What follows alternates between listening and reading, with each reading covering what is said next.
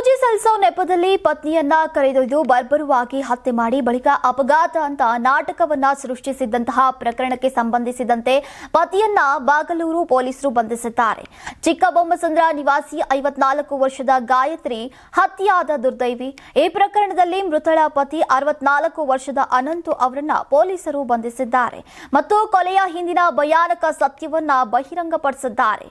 ಪೊಲೀಸರ ತನಿಖೆಯ ಪ್ರಕಾರ ಸುಮಾರು 2 ದಿನಗಳ ಹಿಂದೆ ಅನಂತು ತಾನು ಖರೀದಿಸಿರುವಂತಹ ನಿವೇಶನಕ್ಕೆ ಪೂಜೆ ಮಾಡಿ ಬರೋಣ ಅಂತ ಹೇಳಿ ಪತ್ನಿ ಗಾಯತ್ರಿಯನ್ನ ಬೈಕ್ನಲ್ಲಿ ಕರೆದೊಯ್ದಿದ್ದಾನೆ. ಮಿಟಗಾನಹಳ್ಳಿ ಸಮೀಪದ ನಿರ್ಮಾಣ ಹಂತದಲ್ಲಿದ್ದಂತಹ ಬಡಾವಣೆಗೆ ದಂಪತಿ ಆಗಮಿಸಿದ ವೇಳೆ ಆರೋಪಿ ಪತ್ನಿಯನ್ನ ಬೈಕ್ನಿಂದ ಕೆಳಗೆ ಬೀಳಿಸಿ ಮನ ಬಂದಂತೆ ಹಲ್ಲೆ ನಡೆಸಿ ಹತ್ಯೆಯನ್ನ ಮಾಡಿದ್ದಾನೆ. ಹತ್ಯೆ ನಂತರ ಅಪರಾಧ ಮುಚ್ಚು ಹಾಕುವಂತಹ ಉದ್ದೇಶದಿಂದ ರಾತ್ರಿ ಸುಮಾರು 8:30ಕ್ಕೆ 108ಗೆ ಆಂಬ್ಯುಲೆನ್ಸ್ಗೆ ಕರೆ ಮಾಡಿ ಅಪಘಾತವಾಗಿದೆ ಅಂತ ಸುಳ್ಳು ಮಾಹಿತಿಯನ್ನ ನೀಡಿ ಪತ್ನಿಯನ್ನ ಆಂಬ್ಯುಲೆನ್ಸ್ ಮೂಲಕ ಸಮೀಪದ ಖಾಸಗಿ ಆಸ್ಪತ್ರೆಗೆ ದಾಖಲಿಸಿದ್ದಾನೆ. ಆದರೆ ಅಷ್ಟರಲ್ಲಿ ಗಾಯತ್ರಿ ಕೊನೆ ಉಸಿರೆಳೆದಿದ್ರು. ಗಾಯತ್ರಿ ಚಿಕ್ಕಬೊಮ್ಮಸಂದ್ರದ ಸರ್ಕಾರಿ ಹಿರಿಯ ಪ್ರಾಥಮಿಕ ಶಾಲೆಯಲ್ಲಿ ಶಿಕ್ಷಕಿಯಾಗಿ ಸೇವೆಯನ್ನ ಸಲ್ಲಿಸ್ತಾ ಇದ್ರು. ಪತಿ ಹಾಗೂ ಪುತ್ರಿಯೊಂದಿಗೆ ವಾಸವಾಗಿದ್ರು. ಪತಿ ಅನಂತು ನಿವೃತ್ತರಾಗಿದ್ದು ಪ್ರಸ್ತುತ ವಿದ್ಯುತ್ ಕೆಲಸವನ್ನ ಮಾಡ್ತಾ ಇದ್ದ.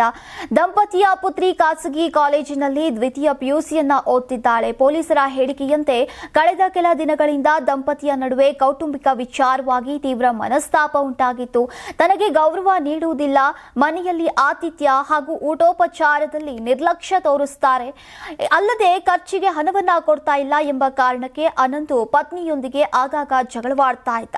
ಈ ಕೌಟುಂಬಿಕ ಕಲಹವೇ ಕೊನೆಗೆ ಪತ್ನಿಯ ಕೊಲೆಗೆ ಕಾರಣವಾಗಿದ್ದು ಕೋಪಾವೇಶದಲ್ಲಿ ಅನಂತು ಪತ್ನಿಯನ್ನ ಹತ್ಯೆ ಮಾಡುವಂತಹ ನಿರ್ಧಾರವನ್ನ ತೆಗೆದುಕೊಂಡಿದ್ದಾನೆ ಅಂತ ಪೊಲೀಸರು ತಿಳಿಸಿದ್ದಾರೆ. ಇನ್ನು ಸಂದೇಹಾಸ್ಪದ ಸಾವು ಅಂತ ಪ್ರಕರಣ ದಾಖಲಿಸಿಕೊಂಡಿದ್ದಂತಹ ಬಾಗಲೂರು ಪೊಲೀಸರು ತೀವ್ರ ತನಿಖೆ ನಡೆಸಿದಾಗ ಅಪಘಾತದ ನಾಟಕದ ಹಿಂದೆ ಕೊಲೆಯ ಸತ್ಯ ಬೆಳಕಿಗೆ ಬಂದಿದೆ.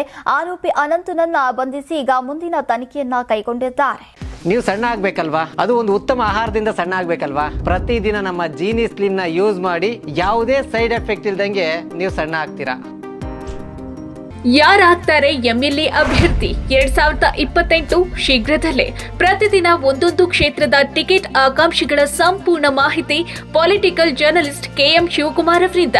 ಕರ್ನಾಟಕದ ನಂಬರ್ 1 ಡಿಜಿಟಲ್ ಮೀಡಿಯಾ ನಿಮ್ಮ ನೆಚ್ಚಿನ ಕರ್ನಾಟಕ ಟಿವಿಯಲ್ಲಿ ಮಾತ್ರ.